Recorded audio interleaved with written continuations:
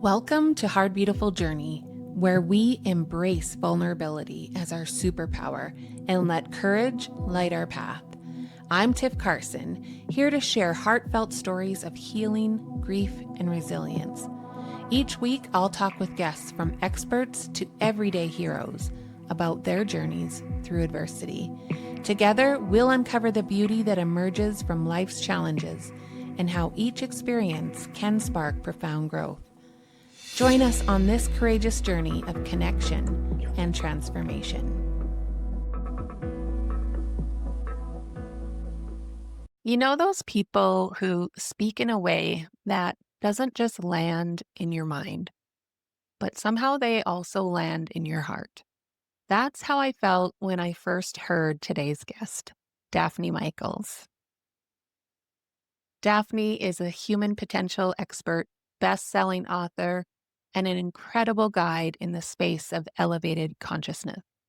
But underneath all of that, she's someone who deeply understands the layers of what it means to be human, the grief, the struggle, the desire to feel more connection, and the potential inside each of us that's just waiting to be remembered. Daphne's work is all about energy, awareness, healing, and helping people step into the most aligned, vibrant version of themselves. And what I love is that she makes it feel doable and real, grounded, and powerful. As you listen today, I'd love for you to reflect on this. What might change in your life if you believed that you were already whole and just needed to reconnect with that truth? Let's get started. Hello, Daphne. How are you? I'm doing well, Tiff. Thank you so much. And thank you for such a beautiful introduction. It means a lot to me. Oh, wonderful. I'm so grateful that you are here today. And just so you know, I always like to go beyond that intro and give my guests the chance to share in your own words who you are today in this moment and what is your deeper why behind the work that you are doing now. Thank you for that opportunity. I am an ultra consciousness guide. I think that's how I would define myself. I used to define myself as a psychotherapist, a licensed psychotherapist. But, any kind of career label that we can imagine is way too small, I think, to really talk about who we are. And so I would say ultra consciousness guide is what I tend to lean toward.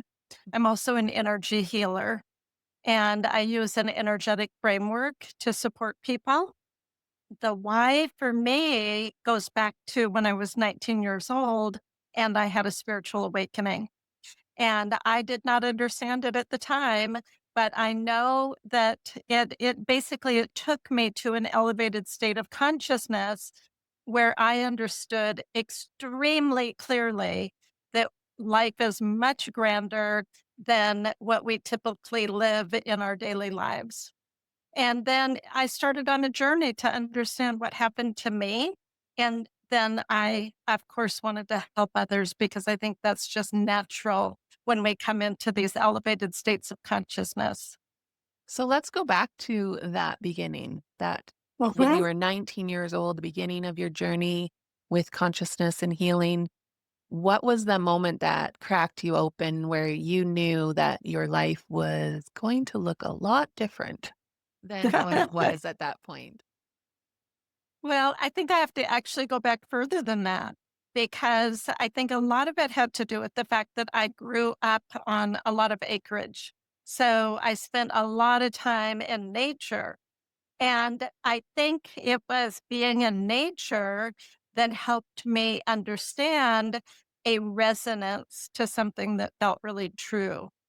And contrasting that with what I understood the world of, everyday world to be with tensions and struggles, even in our own home. There were 6 kids. It was a little bit wild. There was always some kind of chaos going on. and tragedy at times with different illnesses and accidents and different things. So I think I was working at a really deep level to understand how it is that in nature everything seemed so peaceful, but in everyday life everything seems so chaotic.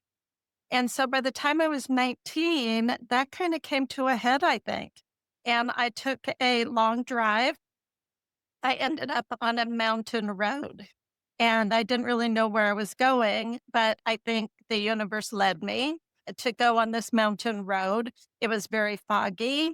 I cleared the fog. And as I cleared the fog, the starlight was so bright and vast that something shifted in me. I actually got out of my car and I looked up and I had an epiphany.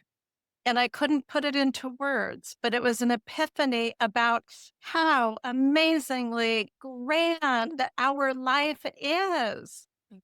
And so that never left me. And I had to understand what happened in that moment. And what I came to understand is that my ego actually collapsed in that moment. That's called an ego collapse when we have these huge breakthroughs, when we feel like we're trapped and stuck and we can't move forward. And I think maybe some of your listeners can relate to that in this moment because of life circumstances. We think we're trapped and we think we're stuck. And then somehow we have a breakthrough. And when we have a breakthrough, what is literally breaking is our ego structure so that this deeper part of us can start to come through. And that's the elevated part. That's the deeper truth. So let's talk about that ego thing Yeah, right. because it can be very sneaky sometimes, or It it sure can can. just be fully running the show, or we think it is running the show. So, what are a few signs that ego is driving our decisions, and how can we gently start to loosen that grip that it has on us so that we can get to that place? We can those epiphanies. We can feel like there's more to this than all the hardships. What's really exciting about this conversation with you right now is that the conversation about ego is not something that was common even 10 years ago, but it is in mainstream. People really want to understand what the ego is, and it's confusing. So, from an Eastern perspective, Eastern spirituality, the gurus would say it's important to let go of your ego in order to feel enlightened. But from a Western perspective, psychotherapists and psychology would say very important to strengthen your ego so that you can survive. So that's what makes it so confusing about what is ego? Should I let it go or should I strengthen it or what should I do? The truth of the matter is a little bit of both. What we need to do is we need to become shapeshifters. So the ego is a program. People are starting to talk about our brain as a biological computer because of course, we're looking at AI as a brain and we're saying, AI has a brain and we have a brain and it works very much the same. It's a lot of patterns and thoughts where they automatically come together. So there's a program in our psyche that allows us to be very quick in terms of defending ourselves because the world is not always safe. So the ego formed in us as this program by the time we were 7 years old. And so it's not very sophisticated. It is really very much reactive. And we're going to get mad and we're going to get sad and we're going to throw tantrums in our own way and we're going to say life isn't fair and we're going to hold a grudge and we're going to do all of these things that don't really benefit us.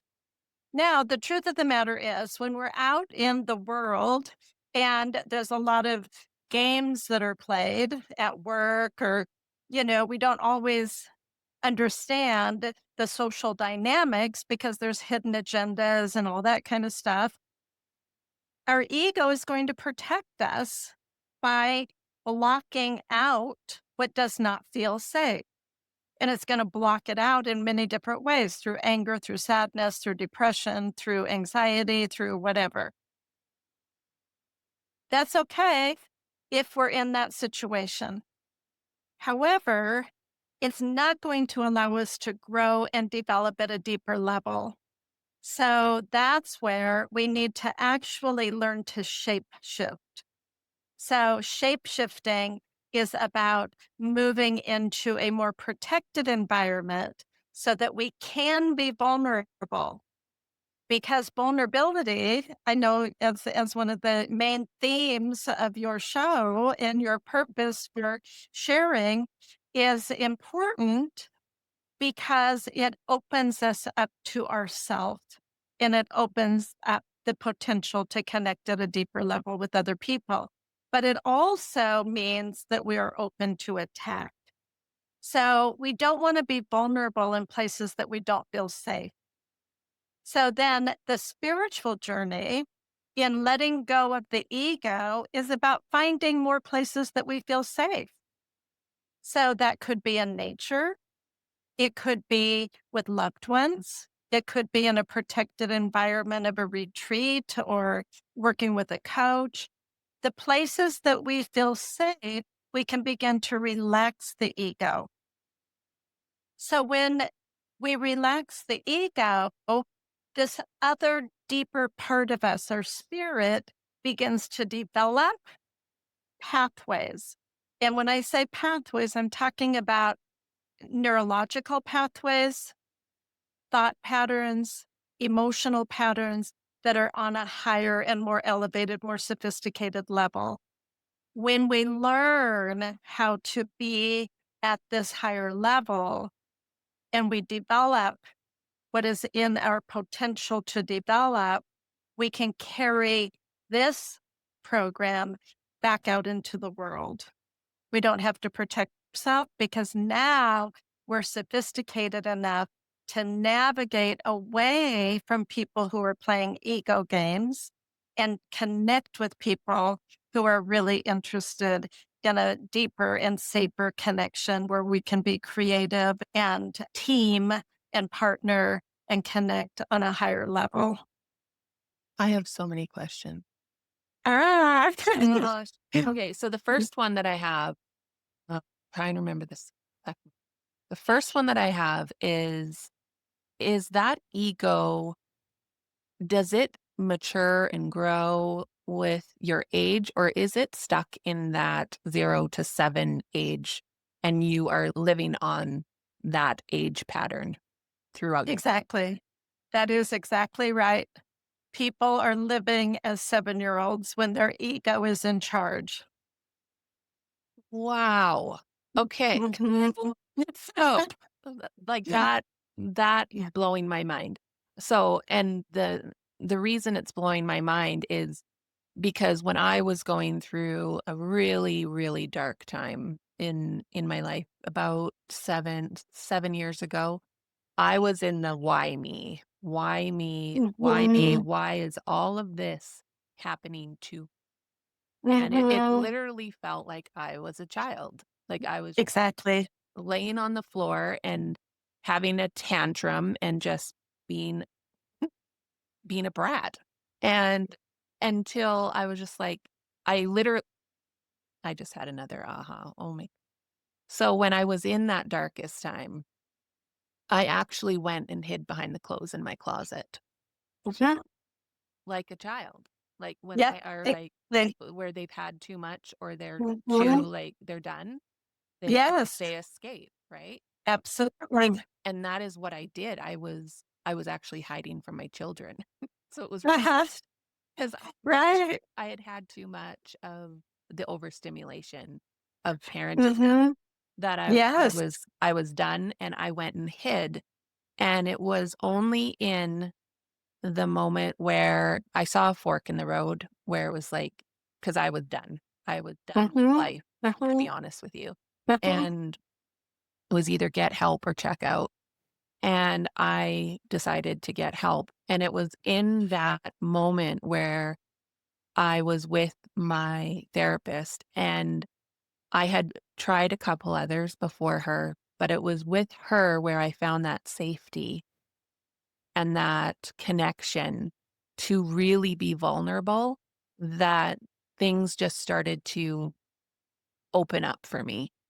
And so that really resonates with me, what you just said about that Th connection and that safety. there's a map to it.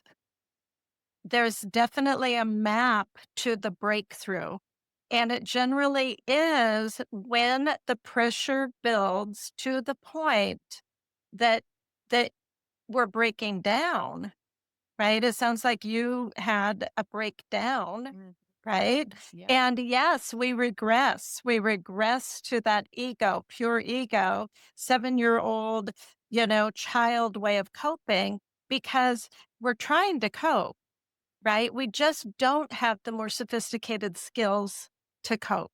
Mm, So we have a breakdown, and that's the breakdown of the ego, which is awesome because the breakdown is also the breakthrough. And so then the journey begins. It's not like we can break through the ego and be like this, walk out as this fully developed, enlightened, more mature person.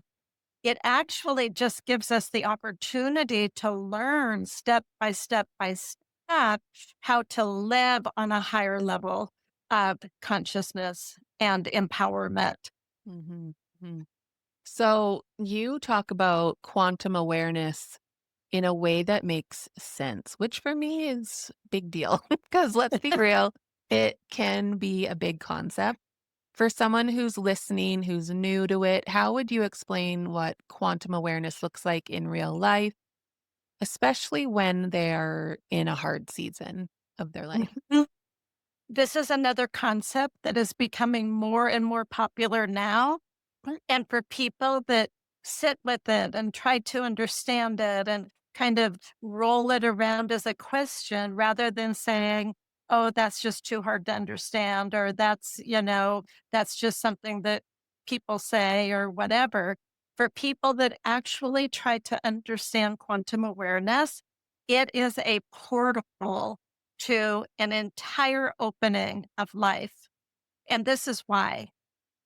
About 95% of the energy in the universe is not physical. It's not matter. It is energy. So Einstein's theory, basically break it down, energy and matter are the same thing in different forms. And when it comes to our grand life, when we look at the stars and the galaxies and the mountains and the incredible experience of our grand life, everything that we see is only 5% of the dynamics that are at play in our lives. Now, when we take this into a practical level, we begin to understand that we cannot see our thoughts, but we know they're real. We cannot see our emotions, but look at the story that you shared. That was very courageous to share that, by the way.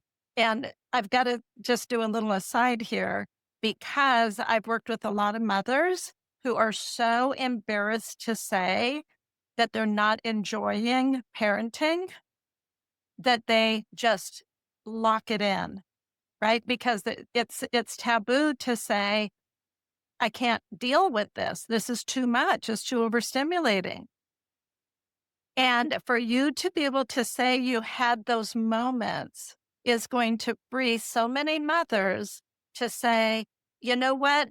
Mothering is the hardest job in the world, and we need to help mothers cope." They should not be alone.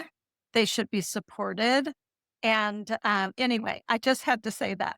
Okay. So, but that entire process that you went through was quantum. Nobody but you could understand it because you were dealing with the real energy. You were wrestling the overstimulation. You were wrestling the the needs of your children. You were wrestling the forces at hand, and you almost lost the battle. So for anybody to say these battles are not real, they're wrong. These battles are forces that are colliding inside of us that could literally take us out if we don't understand how to work with the energy of those forces. That's quantum awareness. Quantum awareness is being aware of the energy of the forces that collide inside of us, the emotions that collide, the thoughts that collide. And on the other side, this big love that we have the experience, that we can experience, big inspiration, big awe, this bigness of life is all in the quantum level. When we talk about quantum awareness, we're talking about the energetics that shape our life and world. So you've worked with energy healing for many, many years. For Many s- years. Many years. For someone who's curious but maybe skeptical, what do you wish more people understood about energy healing? It's natural to us as human beings to be able to affect one another positively or negatively. And the the energy of our presence, and you know this because you found a therapist that you felt safe with, her energy gave you the opportunity to heal. So take that presence and, as human beings, consider the possibility that we can direct that presence for the good of others. So we can direct that presence of light and love and purity and healing. We can actually direct it through our hands. And when we direct it through our hands, we can help other people and ourselves shift the vibration and frequency of those forces inside of us in seconds to bring freedom and relief. And that is what an energy healer can do. And that is the medicine of the future. So, can you give us a couple of examples of real life energy shifts that you've seen recently that is like, okay, yeah, this really works. This is amazing. I wish everybody did this. Oh, it's amazing. And I'm going to tell you a story that you might say, oh my gosh, could that really happen? And I will tell you 100% it happened. I've had the opportunity to work, to be in an emergency room when somebody that I knew could have been having a stroke. Their blood pressure was very, very high, and the doctors were concerned. And the doctors allowed me to do energy work while they were in the emergency room trying to figure things out. And I could see the monitor in the room, and I could put my hands near the person and see it on the screen what was happening, that it was Wow. calming things down. Okay. So, and not only that, yeah, no, That is wild.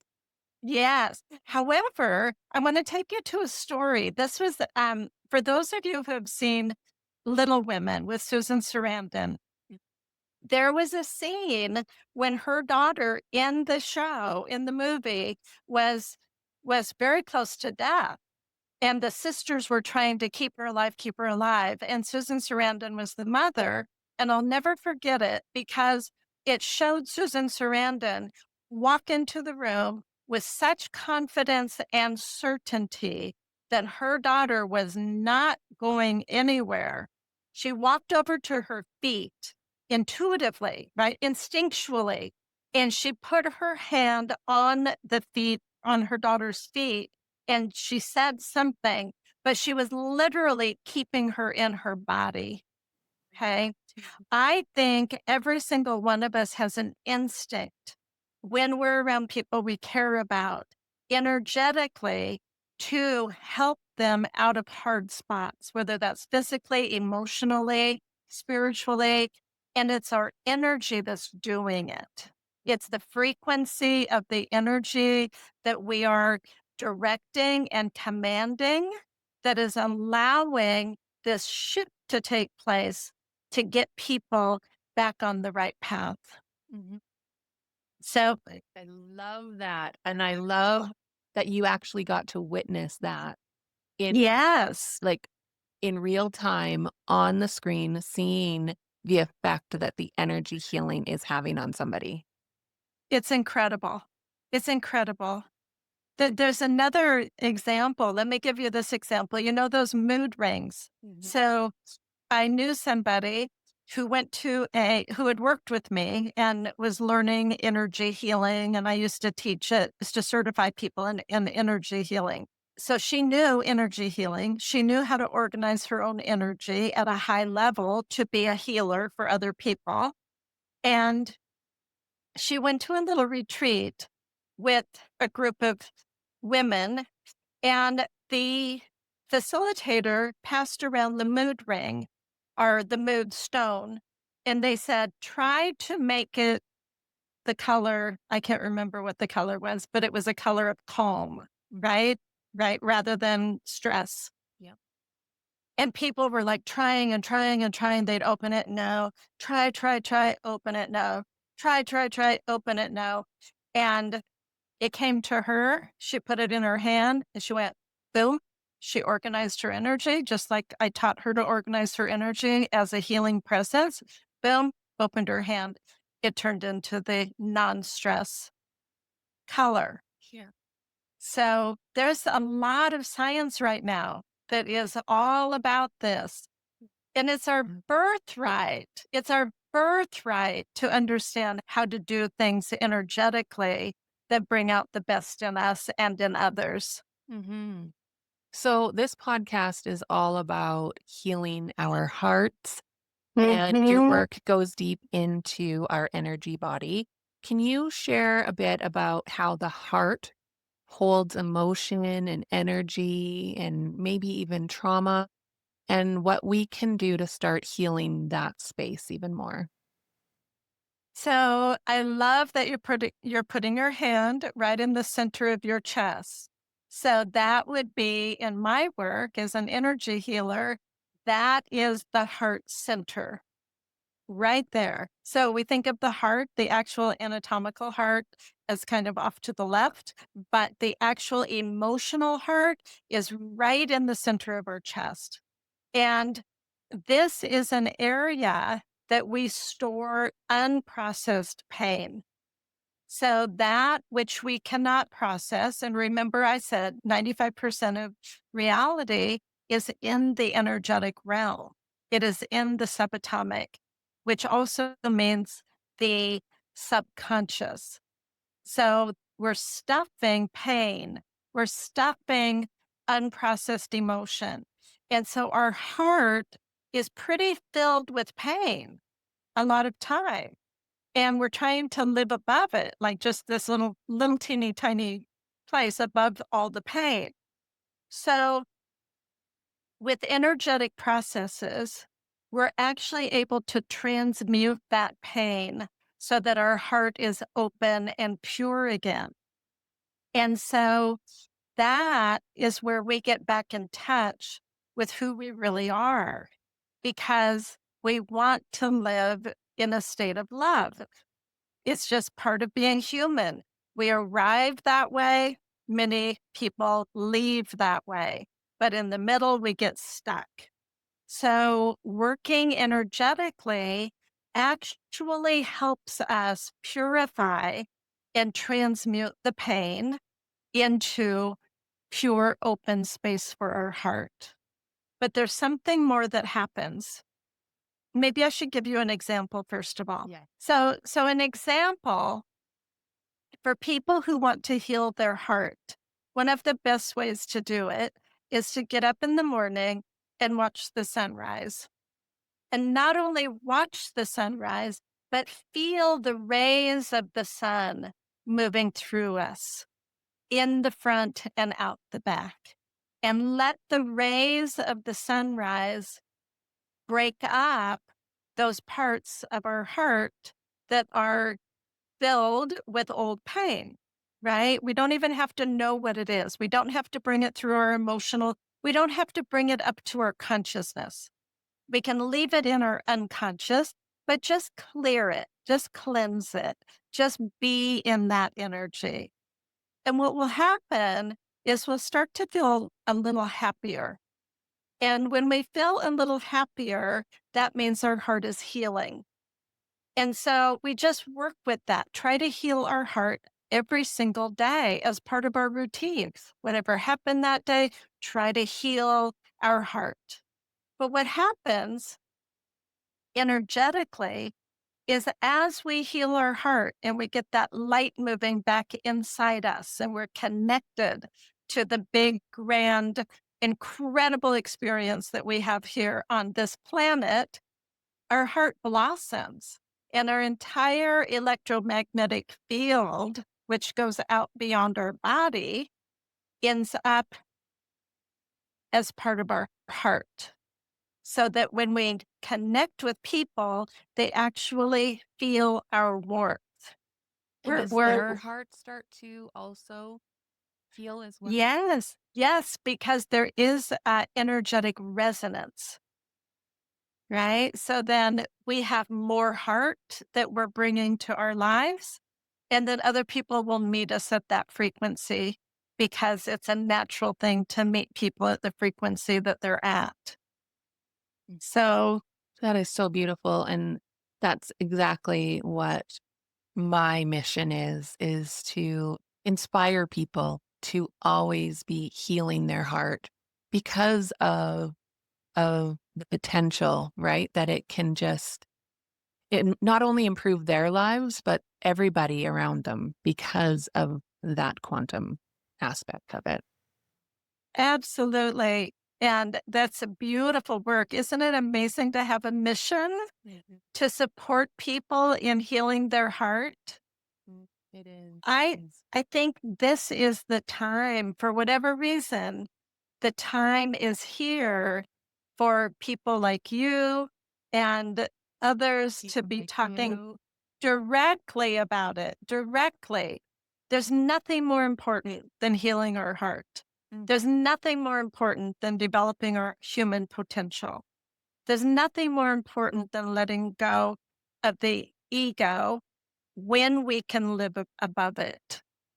So I know a lot of people have said to me like healing is a big ask, right? Like it's a big thing. It's a huge mountain to climb sometimes. So what is something small and maybe even surprising that you've seen make a big difference in somebody who's just starting out on their healing journey? So there's something that I tell people because people think that it's going to be a great big ask, but we're not even sure if that's true because I have seen people heal in like one day, right? I mean, you've seen too Yep. often, right? While others are going to have a different journey, right? So we just never know. But I think it's important to understand that healing is nothing more or less than our heart surviving our life. Okay. So the question is, has my heart survived my life? And I've had times in my life where I've shut my heart down. It's been like, I'm not going to feel. I'm done. I'm done. Nope, not getting any of my heart kind of thing. Yeah. But when I do that, when anybody does that, it stops our journey, like stops it. Like, you know, Can I just interrupt you for one immediately. second? Please. When you said those words, like, I'm just telling you right now, it's 11:11 here. So, like, that is wild. Because my heart survived my life. And I was just like, what the heck? So, I love those kinds of synchronicities. so do I. Yeah. I watch for them. Mm. Thank you for saying that. That kind of gives me, goosebumps. Mm, Yes, me too. Anyway, exactly, keep going. exactly. So, so, we can stop our growth journey anytime by shutting our heart down. It is not worth it. It is not worth it. We do not get any brownie points for having a shut down heart, unfortunately. And not only that, we can shut it down for 5 years. Before we know it, 5 years have gone by. We have withered. We have not grown. We have not healed. Life has passed us by in some ways. People have given up on us in some ways. Or we can say, I'm just going to do my best to keep my heart open because that is my birthright.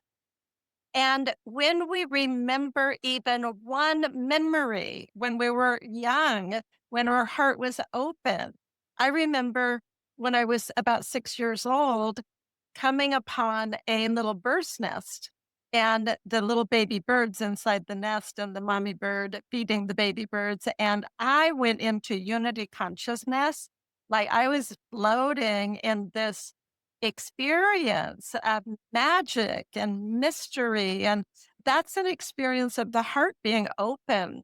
I was in awe. Those memories from a quantum perspective, those memories are live.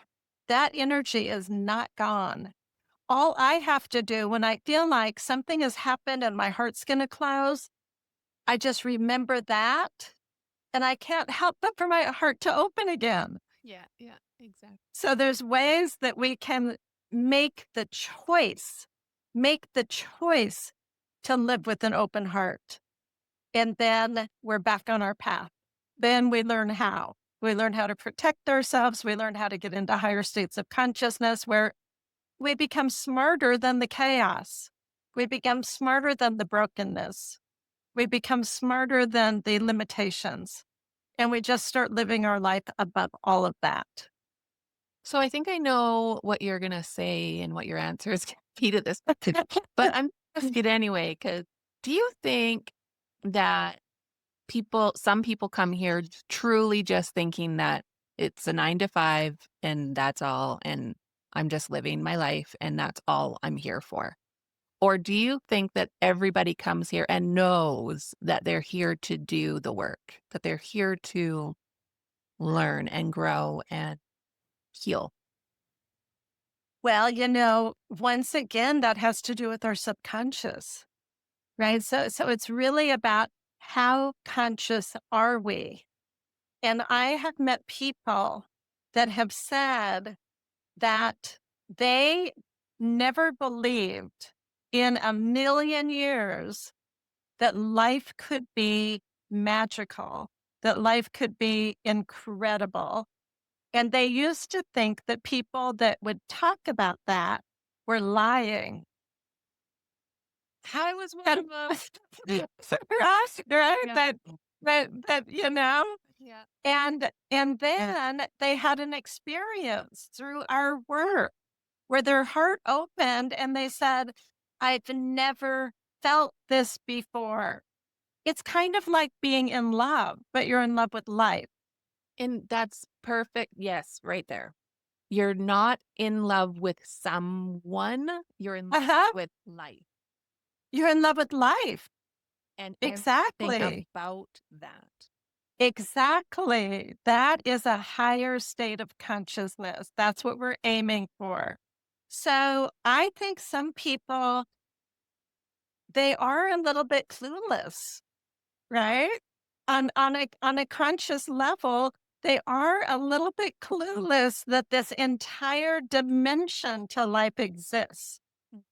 But then there are also the people that believed that it existed and that became disillusioned because whatever path they were on or whatever experiences they had, they pretty much said, life let me down. I will never believe again. And that is even more dangerous, Mhm. Mhm. right? Because Yeah. that's where the journey begins. The journey begins when we think life has let us down, but we actually haven't even tapped into the magic. Yeah, exactly.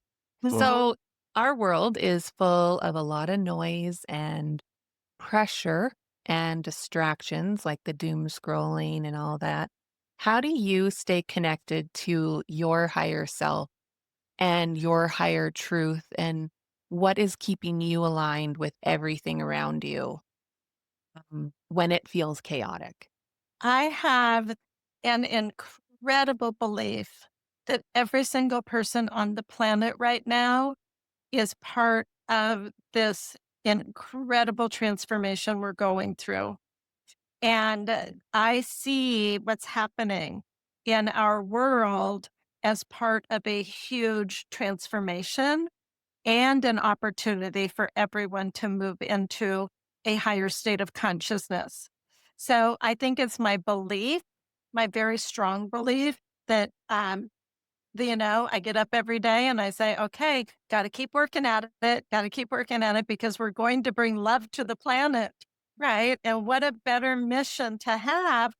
And for so many people to recognize that this is their mission too, and that we can do this.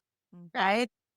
And so then I think it's a matter of actually doing the work. So, whatever we're called to do, whether it's writing or podcasting or working with clients or helping somebody out, whatever we're called to do, when we do that, we have entered into an infinity loop of quantum energy. What we're putting out is coming back to us Yeah. rather than being in the ordinary world of what I give drains me. We're in an elevated experience of what I give out comes back to me. Mhm. And that is where the magic begins. Yeah. I know that when I first started doing what I do, like with the podcast and all of that, is because that ego mind was so ingrained in me that it was a competition. Everything was a competition. Well, Ah, if I'm not doing XYZ like they are, then they are doing a better job at helping people heal in this world. And that has been an evolution of dropping that ego and not even caring what other people are doing, just focusing on winning. absolutely. What we understand is that the entire way that our world has functioned before becoming conscious is all riddled with the ego.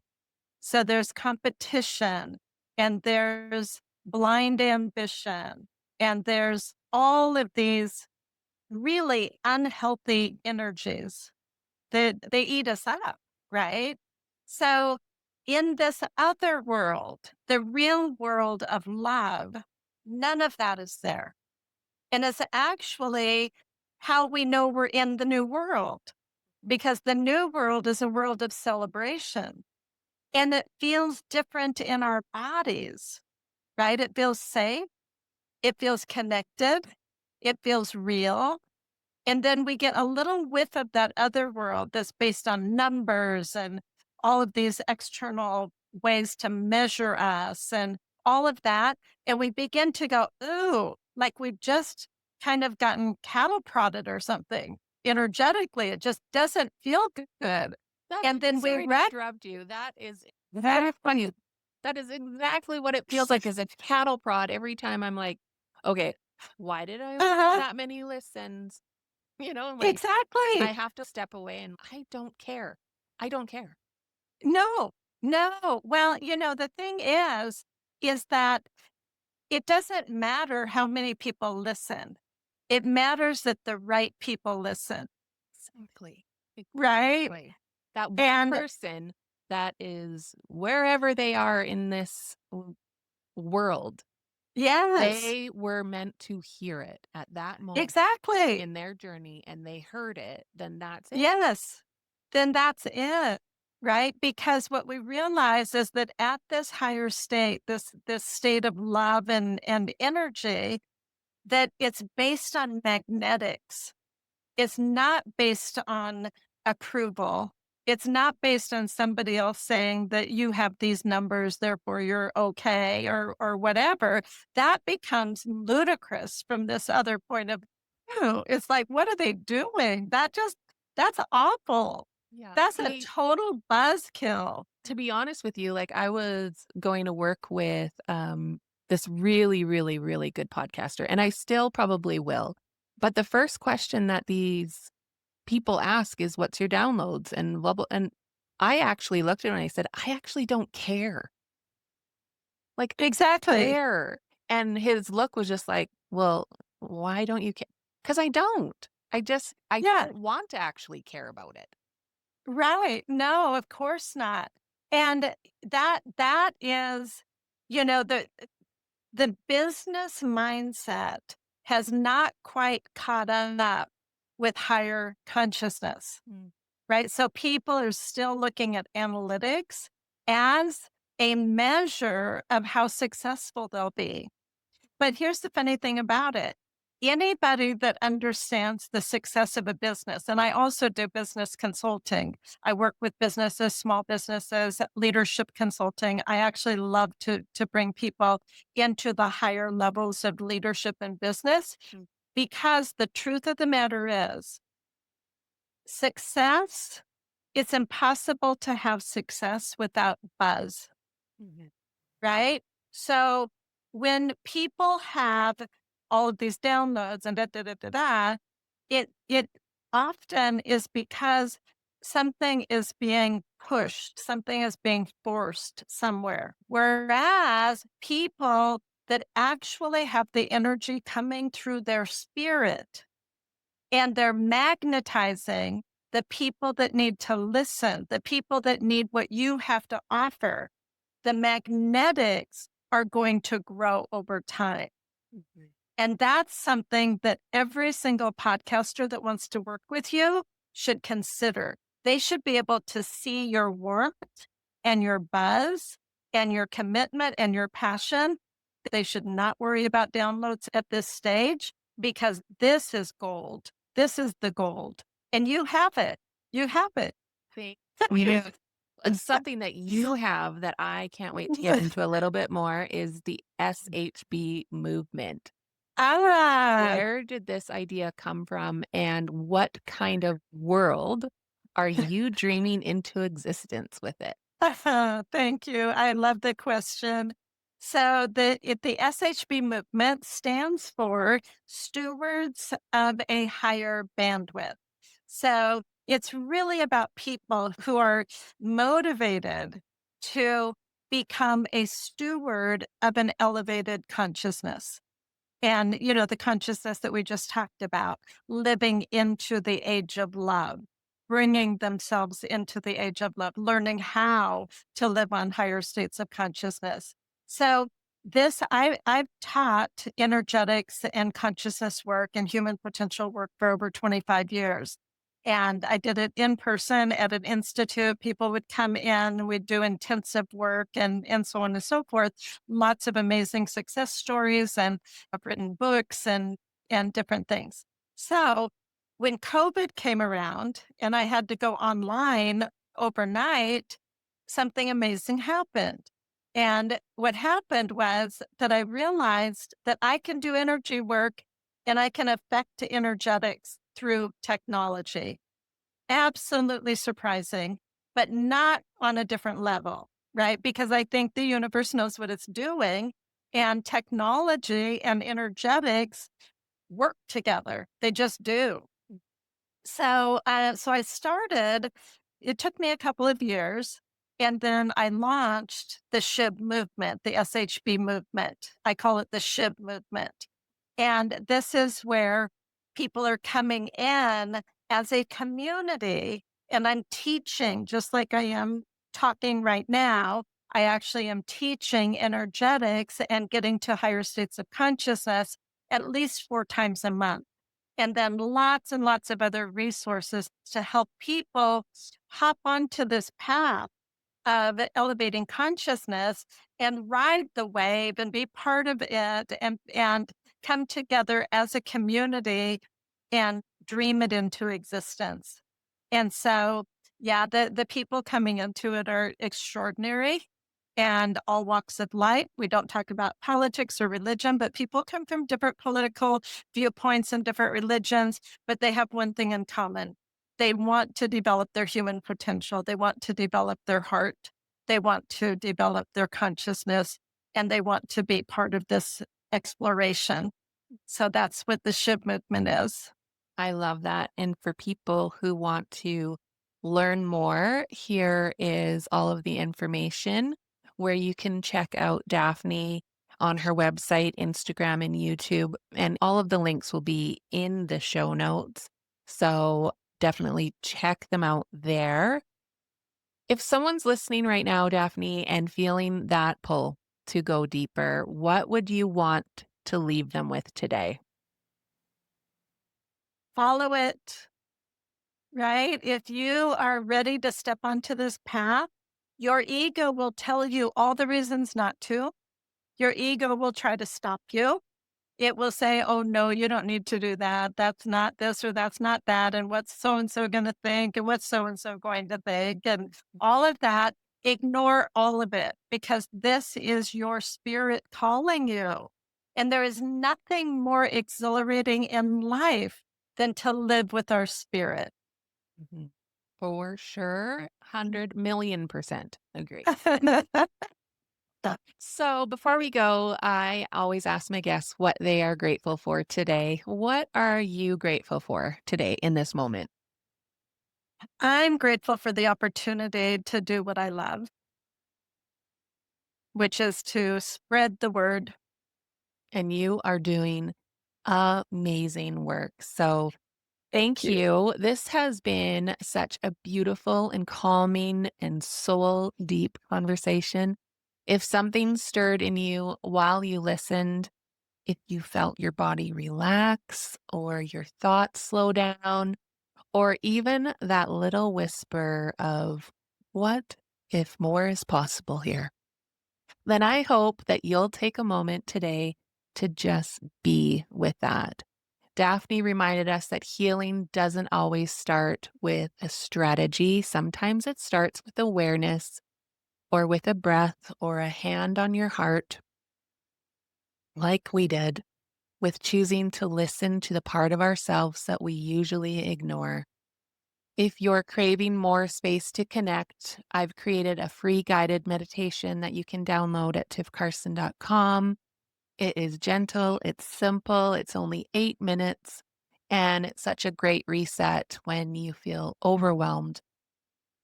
And if you haven't yet, get on my weekly Exhale newsletter. I share stories, a little aha moment, soulful tools, and it's honestly become a really sweet way to stay connected with so many of you. People are replying to it every week now, and they're saying, I needed this. So come and join us. The link to sign up will be in the show notes of the episode. Daphne, thank you so much again for being here and for sharing your wisdom and your presence. I had so many ahas, and for helping us remember that we are more powerful and more connected and more divine than we've ever been told. So thank you, thank you, thank you. And thank you, Tiff. It's been a joy. Thank you. So until next time, friends, keep walking your hard, beautiful journey. Bye bye. Thanks for being here for this episode of Hard, Beautiful Journey. I hope today's episode inspired you to embrace your own vulnerabilities and recognize the strength within you. Remember, every story of resilience adds to the beauty of our shared journey. If you enjoyed this episode, please like, subscribe, and leave a review. Your support helps me spread hope and healing to even more listeners. Until next time, keep shining your light and embracing the beauty in your journey. Bye-bye.